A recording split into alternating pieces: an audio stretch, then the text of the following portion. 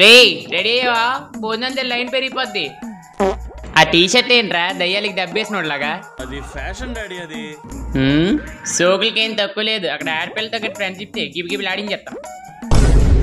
నమస్కారం బావగారు. డెకరేషన్ అయితే ఎదరుగుంటారు. మీరు ఫుల్ యూత్ లా తయారయ్యారు. థ్యాంక్ యూ అరే టూ స్టైల్ అండి. ఏంటి అబ్బాయా? అద్దాలు తీసి మావగారికి నమస్తే పెట్టు. పెట్టాను నాన్నగారు. నమస్తే మాయ గారు. ఏంటి బావగారు మీ అమ్మాయా? లక్షణంగా ఉంది. ఏం చేస్తున్నావు అమ్మా? మెడిసిన్ చదువుతాను అంకుల్. ఆహా సూపర్ అమ్మా. నువ్వేం చేస్తున్నావు బాబు? మా వాడ మెడిసిన్ వేసుకుంటాడులేండి. లేదు అంకుల్, ఎప్పటి నుంచి ఇంటర్వ్యూ ప్రిపేర్ అవుతున్నాను, కానీ ఒక్క జాబ్ కూడా రావట్లేదే. ఎందుకు వస్తుందిరా నీకు? ఎందుకు వస్తుందిరా నీకు? ఏ ఇచ్చుడు ఎందుకు వస్తుందిరా నీకు?